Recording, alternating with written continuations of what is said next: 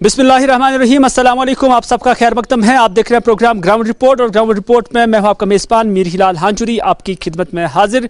और ground report की अहम खबरों तक या उनकी जो तफासिल है वहाँ आप तक पहुँचाएंगे।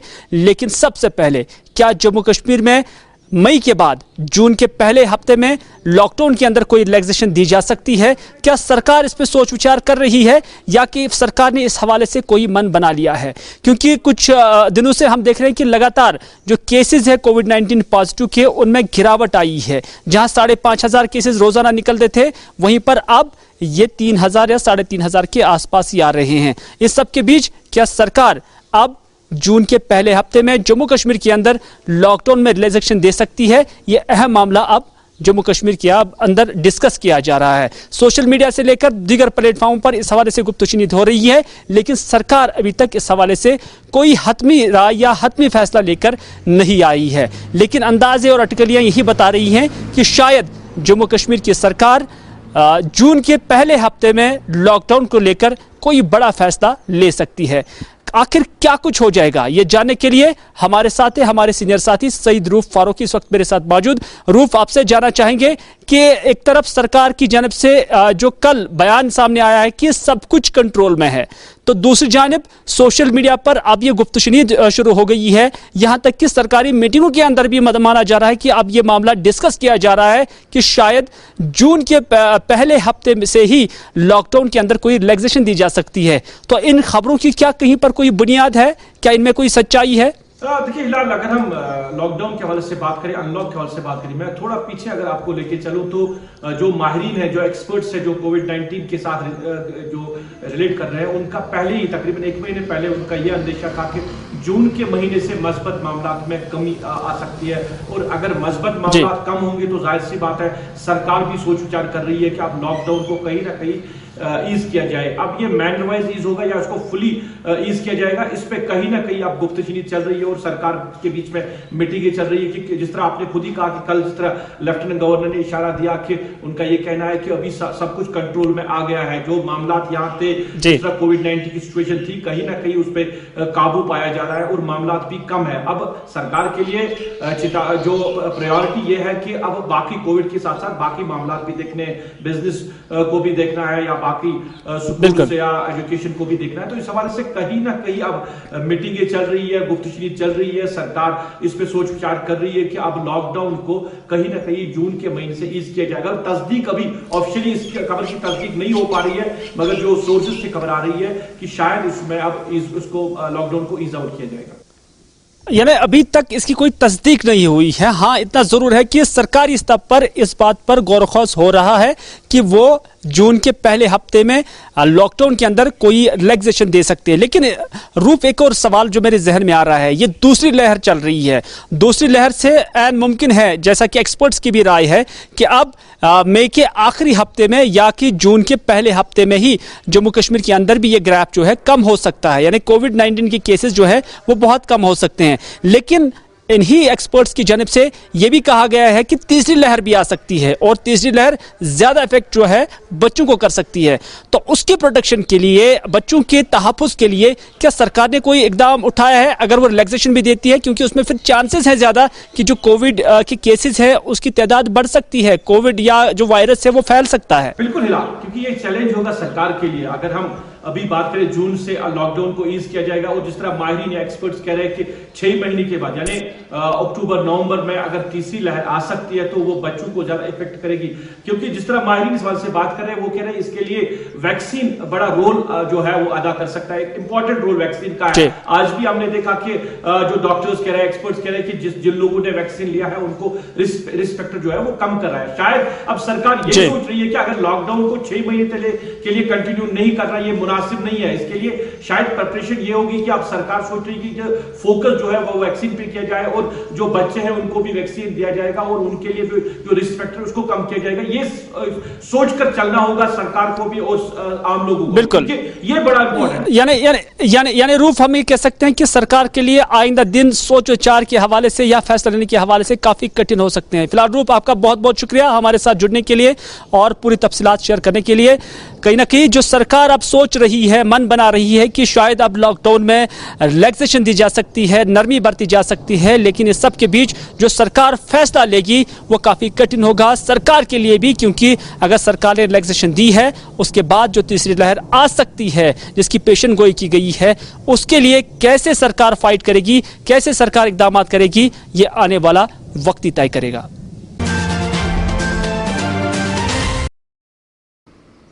चलिए नाज़रीन, आप देख रहे हैं प्रोग्राम ग्राउंड रिपोर्ट, और ग्राउंड रिपोर्ट में जैसा कि आप जानते हैं कि पहले ही हमने बात की कि क्या जम्मू कश्मीर के अंदर जून के पहले हफ्ते में रिलैक्सेशन दी जा सकती है, इस पर मुफस्सल बात हुई है, लेकिन ये फैसला सरकार के हाथ में है। सरकार कब ये फैसला लेगी वो खुद ही सरकार जानती है, लेकिन उससे पहले जम्मू के अंदर कुछ रिलैक्सेशन जरूर दी गई है।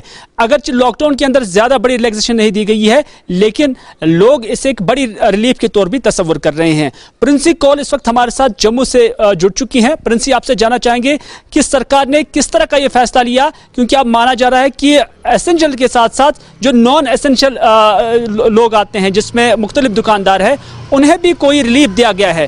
तो पूरी वजाहत के साथ हमारे दर्शकों को समझाए कि किस तरह का रिलीफ या किस तरह का जो फैसला है सरकार की जानिब से आ गया है। जी बिल्कुल हिलाल, जिस तरीके से आपको बता दें कि जहां समय समय पर एडवाइजरी जारी की जा रही है और नॉन एसेंशियल सर्विसेज की हम बात करते हैं, काफी समय से उनकी डिमांड थी कि आखिरकार उन्हें भी कोई ना कोई समय दिया जाए, वो भी देख सके आखिरकार कि जो स्टॉक उनका पड़ चुका है क्या वो खराब तो नहीं हो गया। तो वहीं एक साफ तौर पर एक एडवाइजरी जारी की गई है जिसमें ये बता दिया गया है जितनी भी होलसेलर मार्केट्स की हम बात करते हैं उन्हें अब सोमवार से लेकर शनिवार तक, यानी मंडे से लेकर सैटरडे तक वो खुली रहेंगी। और समय जो बताया है वो ये बताया हुआ है कि सुबह 6 बजे से लेकर 11 बजे तक ये सुबह में खुली रहेंगी, जिसमें आपको बताते चले कि होलसेलर ग्रोसरी मार्केट की बात करते हैं जो बिजनेस टू बिजनेस रिलेटेड काम करती है, जिसमें वेंडर्स जितने भी दुकानदार जो फ्रूट्स और वेजिटेबल्स की शॉप्स चलाते हैं उन्हें भी राहत दी जा रही है। और ये भी कहा गया है कि जितने भी मिल्क और डेयरी प्रोडक्ट्स रिलेटेड जो भी कारोबारी है वो वहां पे सुबह 6 बजे से लेकर 11 बजे तक जा सकते हैं। इसके साथ आपको ये भी बता दें कि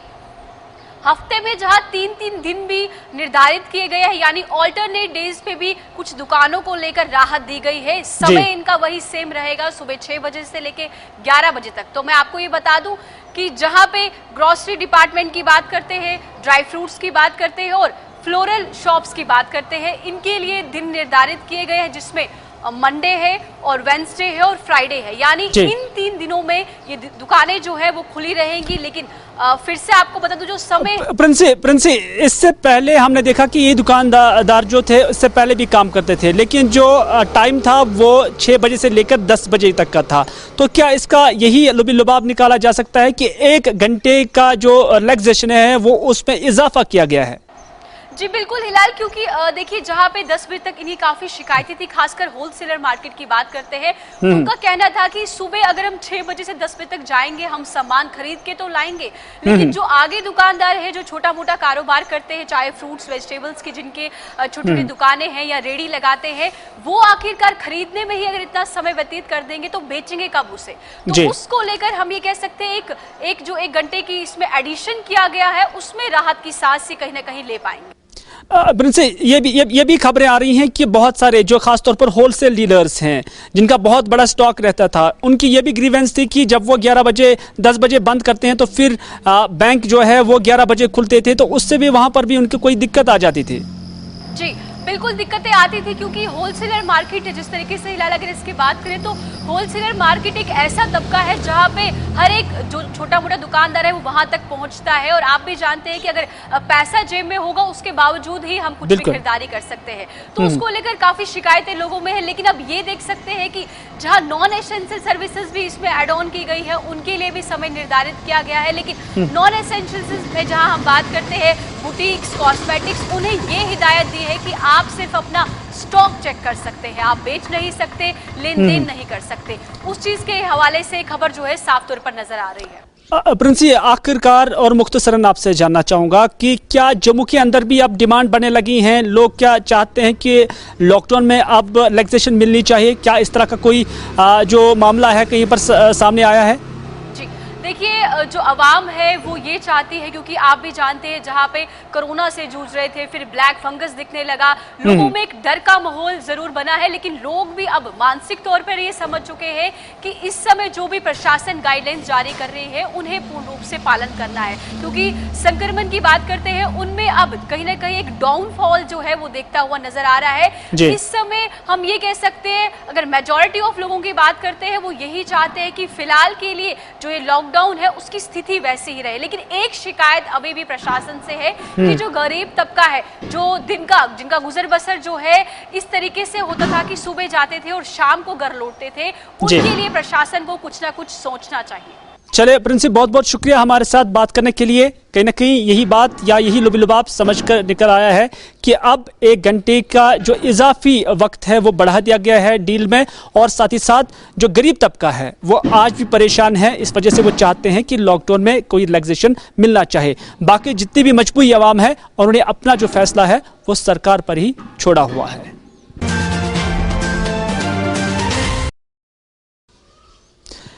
नाज़रीन, जैसा कि आप जानते हैं कि कोविड के खिलाफ जंग में वैक्सीन का एक अहम रोल है, और माहिरीन का मानना है कि अगर इस सोसाइटी को सेहतमंद रखना है और कोरोना वायरस के असरात से बचना है तो उसके लिए वैक्सीन कराना बहुत ज़रूरी है।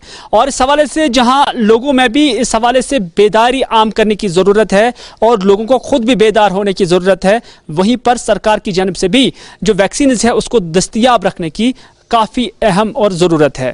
इस हवाले से अनंतनाग के अंदर क्या कुछ सूरत हाल है, क्योंकि पूरे JNK के अंदर ये वैक्सीनेशन ड्राइव चल रही है, लेकिन खबरें ये आ रही हैं कि अनंतनाग के अंदर अब बाज़ाब्ता तौर पर डोर टू डोर यानी घर घर जाकर ये वैक्सीनेशन जो है सरकार की जानिब से, डिपार्टमेंट ऑफ हेल्थ की जानिब से शुरू हो चुकी है। इस वक्त हमारे साथ है हमारे अनंतनाग से फिदा हुसैन। फिदा, क्या कुछ सूरत हाल है अनंतनाग के अंदर, क्योंकि खबरें आ रही हैं कि अब वैक्सीनेशन सेंटर्स पर ही नहीं बल्कि अब घर घर भी वैक्सीनेशन ड्राइव जो है वो अनंतनाग के अंदर शुरू की गई है। देखिए हिलाल, अनंतनाग जिले की बात करेंगे, 2.5 लाख से ज्यादा यहाँ पर वैक्सीन होने हैं, और इसमें से अभी तक 1,75,000 वैक्सीन जो है वो लोगों में दिए गया है। इस वक्त हम वेरीनाग ब्लॉक में है। वेरीनाग ब्लॉक में आज हम इसलिए पहुंचे कि हमने सोचा कि क्या यहाँ पर लोगों को वैक्सीन मिल रहा है, लेकिन जब हम यहाँ पर पहुंचे तो डॉक्टर्स का कहना है कि हमने आज 12 टीमें बनाई है जो दूर रफ्ता इलाकों में जाकर वहां पर लोगों को वैक्सीन देंगे।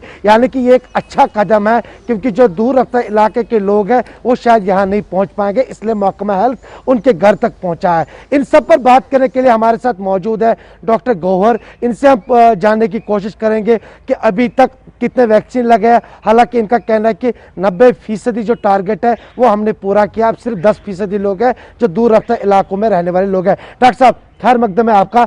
इस कोविड से अगर हमें लड़ना है तो वैक्सीन ही एक अहम चीज़ है, तो इस हवाले से बताएं कि आपके ब्लॉक में अभी तक कितना हुआ है। पहले तो आपका बहुत बहुत शुक्रिया कि आप हमारे इस दूर दराज इलाके में आए। हमने अभी तक करीबन 90% हमारी वैक्सीनेशन जो है वो कंप्लीट हो गई है। हम जो वर्दी डायरेक्टर साहब की इंस्ट्रक्शंस थी और डी साहब की इंस्ट्रक्शंस थी, जो डोर टू डोर हमने 2 दिन से स्टार्ट किया है। यहाँ पर हम घर जाके लोगों का वैक्सीन देखते हैं, किसका छूटा हुआ है तो उनको हम वैक्सीन वहीं पर करते हैं। हमारे हर एक इलाके में अभी टीमें है, खासकर हमारी 12 टीमें जो है जो हार्ड टू रीच एरियाज़ है, जो बाई फुट एरियाज़ है, हमारे हिली एरियाज़ है, वहाँ पर हमने 12 टीमों को तश्कील दे के बीएमओ साहब ने, हम वहाँ पर गांव देहात या कहिए कि गुजर बस्ती हमारी बहुत सारी पड़ती है यहाँ पर, वहाँ पर हमने आज से स्टार्ट किया है। तो हिलाल, इनका यही मानना है कि जो दूर दराज फिदा मेरा ये सवाल रहेगा कि क्या ये जो 12 टीमें बनाई गई हैं, क्या ये सिर्फ फार फ्लंग एरियाज में ही जाती हैं, दूर दराज इलाकों में ही जाती हैं, या कि कस्बा जात में भी ये घर घर जाती हैं और वहां पर जो है लोगों को वैक्सीनेट कर रहे हैं? जी, वो तो अलग टीमें हैं जो हार्ड टू रीच एरियाज है। बाकी जितना भी हमारा ब्लॉक पड़ता है, जितने भी हमारे सब सेंटर्स हैं, वहाँ पर अभी हम डोर टू डोर ही जा रहे हैं। देखिए, इनका यही कहना है कि डोर टू डोर ही हम जा रहे हैं ताकि ये लोग जो है ये वैक्सीन ले और हमारा जो टारगेट है वो 100% हो जाए, कुछ ही दिनों में वो हो जाए और लोग भी कहीं ना कहीं पे अब वैक्सीन सेंटर पे जाकर वैक्सीन लगवा रहे हैं। हालांकि अफवाहें बहुत सारी गश्त हुई थी पहले दिनों, लेकिन कुछ ही देर पहले हमने जब डायरेक्टर हेल्थ के साथ बात की तो उन्होंने कहा कि ऐसी टीमें जो है बहुत सारी बनाई गई है ताकि जो दूर रफ्ता इलाके के लोग हैं उनको कोई मुश्किलात पेश ना आए, इसलिए हमारा ये फैसला है। और जो deputy commissioner Anantnag doctor Piyush Singla है, उन्होंने 2 दिन पहले भी हमारे साथ बात करते हुए यही कहा कि जो हमने अब ये प्लान बनाया है कि हम दूर दराज इलाकों में जाकर भी इस वैक्सीनेशन ड्राइव को शुरू करें ताकि उन लोगों को कोई मुश्किलात पेश ना आए। कुल मिलाकर अगर हम जिला की बात करेंगे तो जिला में टारगेट जो है नजदीक है और इस टारगेट को अब कितने और दिन लगेंगे ये कहना अब देखना होगा, लेकिन महकमा हेल्थ जो है काफी तैयारियों में नजर आ रहा है और लोग भी जो है जोक दर जोक आकर अपना टीका जो है वो लगा रहे हैं और लोगों को चाहिए। चले फिर आप बहुत बहुत शुक्रिया पूरी जानकारी देने के लिए। यानी अनंतनाग के अंदर जो डिपार्टमेंट की जानिब से टारगेट सेट किया गया था उसको धीरे धीरे अचीव करने की कोशिश की जा रही है और डॉक्टर साहिबान का मानना है कि तकरीबन 90% जो टारगेट है उससे अचीव किया गया है, जो कि अनंतनाग के अंदर एक बहुत बड़ी बात है। चलिए नाज़रीन, अब बात करते हैं कोविड के दौरान लॉकडाउन भी लगा है, स्कूल भी बंद हुए हैं, लेकिन अब कहीं ना कहीं सरकार मुतहरिक एक मामले को लेकर आई है क्योंकि एजुकेशन सेक्टर काफ़ी हिट हुआ है, काफ़ी मुतासिर हुआ है, लेकिन सरकार की जानिब से एक पॉलिसी अब मुरतब की जा रही है और माना जा रहा है कि अब ये प्लान जो है सरकार के ज़ेर गौर है, जिसके तहत अब 9वीं से लेकर 12वीं जमात तक के जो तालिब इल्म है उनके लिए ऑनलाइन क्लासेस शुरू किए जा सकते हैं और ये रेगुलर बुनियादों पर शुरू हो जाएंगे। हालांकि इससे पहले भी सरकार ने इस तरह के ऑर्डर्स जारी किए थे, लेकिन अब यही कहा जा रहा है कि ये कंपलसरी होगा। क्या इस पर कोई फैसला आया है और क्यों कर सिर्फ 9वीं से लेकर 12वीं जमात तक के बच्चों के लिए ही ये ऑनलाइन क्लासेस जो है इसकी रेगुलर क्लासेस लगने शुरू होने जा रहे हैं, ये जानने के लिए चलते हैं इरफान फाजिल के पास और जानते हैं कि इरफान ने इस हवाले से क्या कुछ मालूमात इकट्ठे किए हैं। देखिए, एक जानिब अगर बात करें कोविड-19 और साथ ही साथ ये जो पैंडेमिक है इसके बावजूद अगर देखा जाए तो एजुकेशन सेक्टर में काफ़ी ज़्यादा लॉस जो है वो देखने को मिल रहा है, क्योंकि इन बिटवीन अगर देखा जाए स्कूल्स बंद पड़े हैं, कॉलेजेस बंद पड़ी हैं, यूनिवर्सिटीज़ नहीं हैं, ट्यूशन सेंटर्स नहीं हैं, तो इस बीच एक जो है एक फैसला जो है वो सामने नज़र आ रहा है। बीके सिंह जो है सेक्रेटरी एजुकेशन, खासतौर पर उन्होंने एक प्रपोजल जो है गवर्नमेंट के लिए तैयार किया है और उस प्रपोजल में टेली क्लासेस को लेकर अब बात चल रही है, क्योंकि एमिड कोविड कर्फ्यू के दरमियान अगर देखा जाए तो कई सारे मुश्किलात पढ़ाई लिखाई को लेकर बच्चों को हुई है। तो ये टेली क्लासेस की जो खबर है 9वीं जमात से लेकर 12वीं जमात तक एक टेली क्लासेस का एक प्रोग्राम जो है उसे इनिशिएट लाने की कोशिश की जा रही है। खास तौर पर अगर देखा जाए अभी इस पर अप्रूवल नहीं आया है, बल्कि प्रपोजल तैयार हुआ है और प्रपोजल के जरिए जो है इसमें यही बात बताई गई है कि इस कोरोना कर्फ्यू में, कोविड-19 पैंडेमिक में, लॉकडाउन में बच्चों को काफी ज्यादा नुकसान उठाने को मिल रहा है और खासतौर पर बच्चे पढ़ नहीं पा रहे हैं। अब इस टेली क्लासेस के जरिए 9वीं जमात से लेकर 12वीं जमात के जितने भी तालिब इल्म हैं उनको पढ़ने लिखने का मौका मिलेगा और खासतौर पर टेली क्लासेस के जरिए, यानी इसमें दोनों चीजें होंगी, इंटरनेट का भी इस्तेमाल होगा और खासतौर पर फोन लाइन का भी इस्तेमाल होगा, जिससे खासतौर पर बच्चों को समझाया जाएगा, बच्चों की पढ़ाई जो है वो मुकम्मल तौर पर हो सकती है। मगर अभी इसका अप्रूवल नहीं आया है, अभी लाइकली कह सकते हैं इसको ग्राउंड पर इनिशिएट किया जा रहा है। फिलहाल अब देखने वाली बात जरूर होगी कि क्या ये इसमें अप्रूवल आता है और उसके बाद जो क्लासेस होगी या जो प्रोग्रामिंग होगी पढ़ने लिखने की वो किस तरह से होगी। मगर यहां पर एक और सवाल भी बन रहा है कि कई सारे ऐसे स्कूल्स भी है जहां पर अगर देखा जाए सब्जेक्ट वाइज टीचर्स की कमी पाई जा रही है। अगर देखा जाए तकरीबन कई सारे जहां इलाकों से खबरें मौसूल होती है, कई सारे ज़िलों से खबरें मौसूल होती है कि वहां पर अगर स्कूल है तो किसी स्कूल में इंग्लिश का टीचर नहीं है, किसी स्कूल में मैथमेटिक्स का टीचर नहीं है। यानी अगर देखा जाए जो स्कूल जिसमें तकरीबन 10 या 12 क्लासेस होते हैं वहां पर अगर टीचर 2 ही हैं तो कितना बड़ा चैलेंजिंग होगा, कितने मुश्किलात वहां होंगे। सरकार को इसके बारे में भी पहले सोचने की ज़रूरत है ताकि पहले जो लूप होल्स है उन्हें ख़त्म किया जाए और उसके बाद अगर ये टेली क्लासेस का प्रोग्राम अमल में लाया जाता है तो उसके बाद इसका जो इंपैक्ट होगा ग्राउंड पर वो देखने वाली बात होगी। मगर जमीनी स्तर पर अगर देखा जाए इन सारी चीजों को, यानी एजुकेशन फैसिलिटीज जो है, इंफ्रास्ट्रक्चर जो है, टीचिंग स्टाफ है, इसे अमलाना जरूरी है, इसे मुकम्मल तौर पर खड़ा करना जरूरी है ताकि बच्चों के साथ साथ कल अगर ये टेली क्लासेस शुरू हो जाती हैं तो जाहिर सी बात है पढ़ाई में इजाफा भी होगा और एक अच्छा इनिशिएटिव हम ग्राउंड पर कह भी सकते हैं।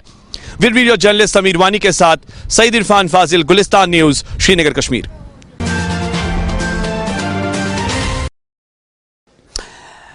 नाज़रीन, हम राजौरी भी चलते हैं क्योंकि जुगल किशोर शर्मा जो कि भारतीय जनता पार्टी से उनका ताल्लुक है, मेंबर पार्लियामेंट भी है और जम्मू पुंछ कंस्टिट्यूएंसी को वो रिप्रेजेंट कर रहे हैं। आज उन्होंने राजौरी का दौरा किया था।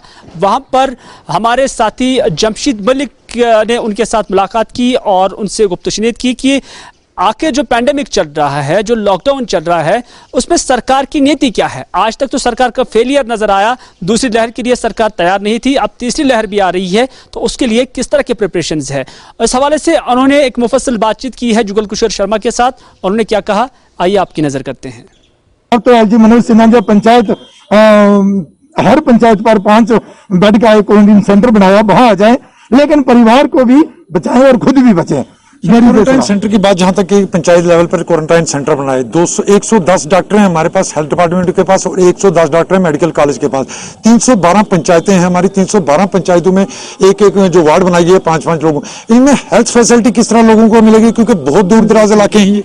ऐसा है, देखिए आपकी बात बिल्कुल सही है, लेकिन ये जो पंचायत वाइज हो हमारे जो ये क्वारंटाइन सेंटर बने हैं, इनका मकसद ये है कि अगर किसी के घर में कोई पॉजिटिव आ जाता है, उसका एक ही घर है, एक ही मकान है, एक ही कमरा है और बाथरूम एक है, उसको रहने के लिए अलग कमरा, अलग से व्यवस्था, अलग से खाना पीना, अलग से उसका वॉशरूम, ऐसी व्यवस्था नहीं है। तो ये जो बनाए गए हैं वो इसलिए हैं कि अगर किसी को खांसी बुखार या जुकाम होता है, वो पॉजिटिव आता है, वो इस आइसोलेशन सेंटर में आ जाए, ताकि वहां पर उसकी केयर भी की जाएगी, उसे कोविड किट के द्वारा उसका उपचार भी किया जाएगा और वो अपने परिवार से दूर भी रहेगा। इस तरह से वो कोरोना से मुक्त होगा और ये सहयोग लोगों को करना चाहिए।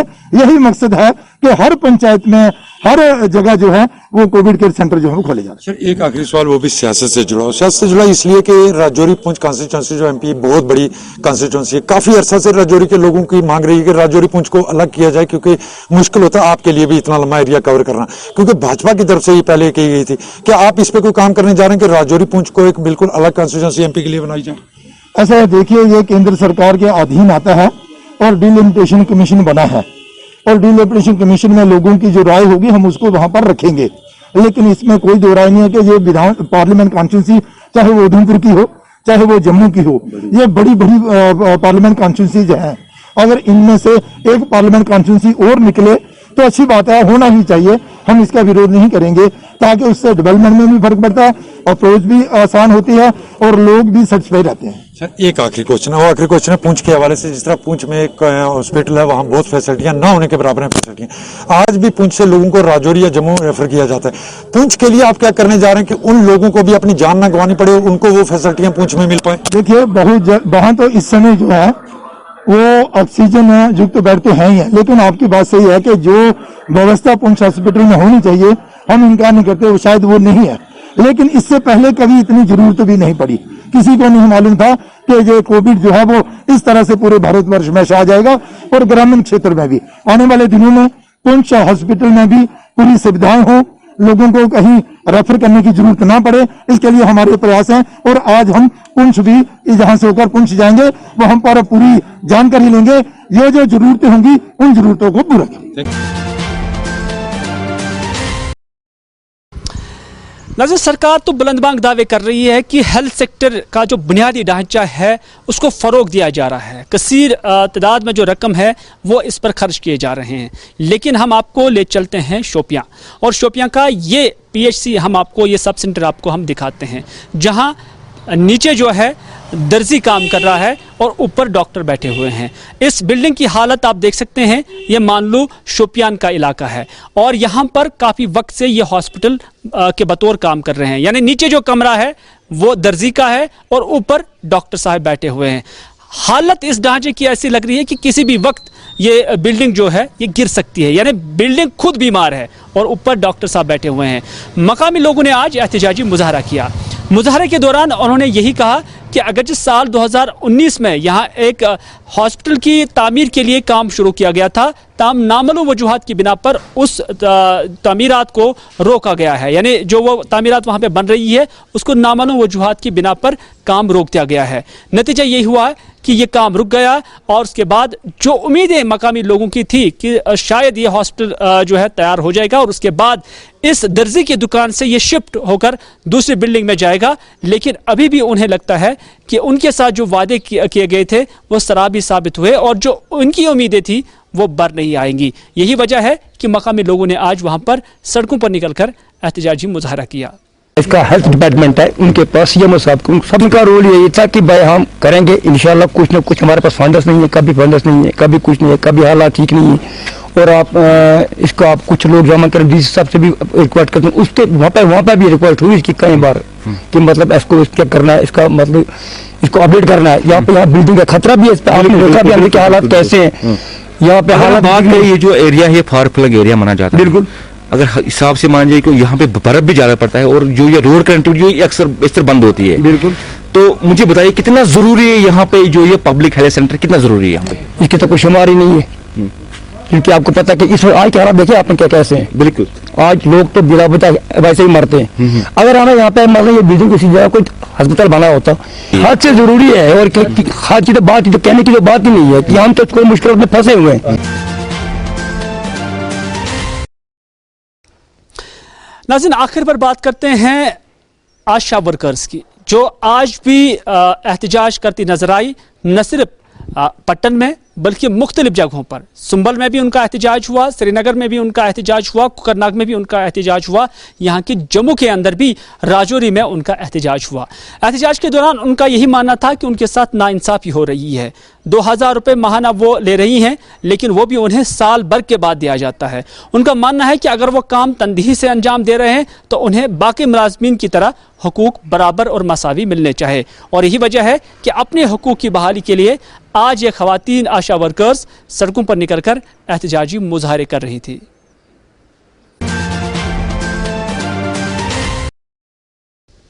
तो नाज़रीन, ये था आज का ग्राउंड रिपोर्ट। इसी के साथ दीजिए अपने मेज़बान मीर हिलाल हांजुरी को यह प्रोग्राम यहीं पर इख्तिताम करने की इजाज़त, इस वादे के साथ अगर ज़िंदगी रही तो आपसे फिर होगी मुलाकात। तब तक के लिए खुदा हाफिज़, फी अमानिल्लाह।